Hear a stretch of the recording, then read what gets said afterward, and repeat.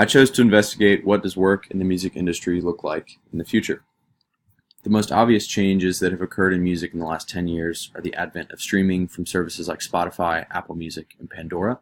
A little bit of background on that: until the year 2000, all revenue for recorded music was generated through the physical sales of CDs, vinyl, tapes, etc., peaking at $14.6 billion in 1999. This meant that consumers bought and then physically owned their music.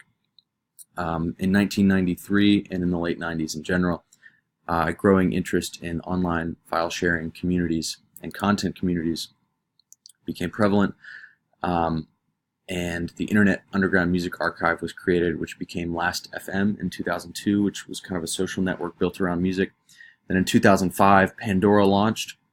This was the first time someone could listen to hit songs for free on the internet. And then 3 years later, in 2008, Spotify launched. And nearly 10 years later, in 2017, streaming had 30.4 million subscribers and was a $16 billion industry and growing.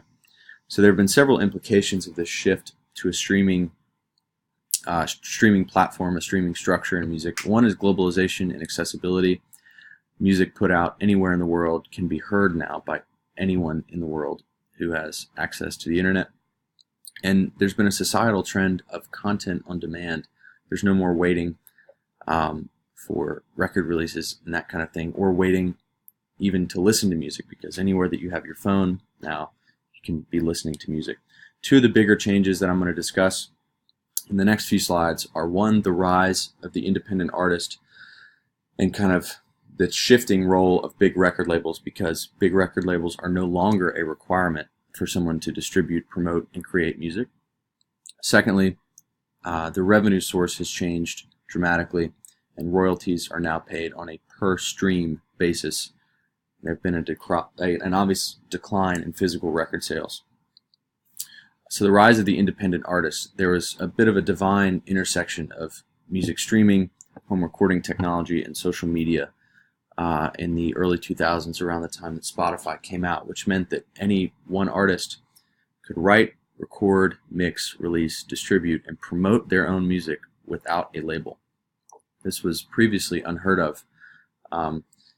This has caused several problems, though, from a consumption standpoint, because individuals are paying only around $10 a month for unlimited music, which means that artists and writers are paid less.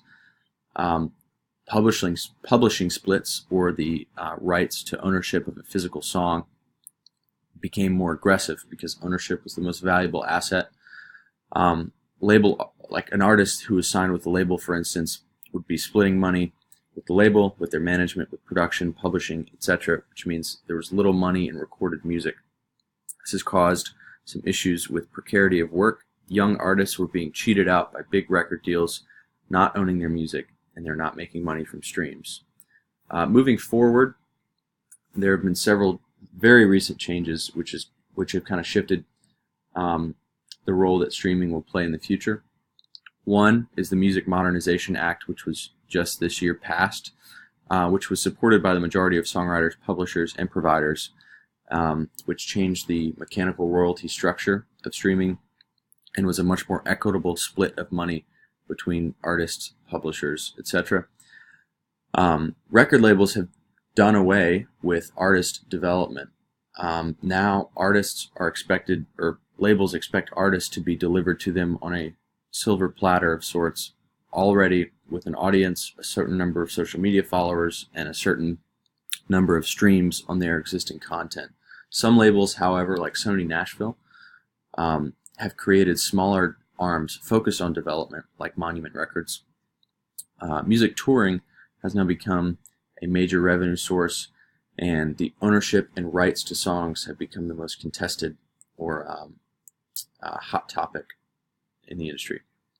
Lastly, a couple of key skills. On the industry side, I think knowledge of major label players is very important.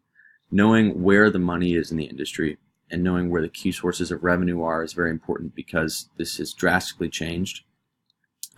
Knowing what makes a good label artist and who makes a good independent artist. Music Business Worldwide is a great resource for getting news and other content about the industry.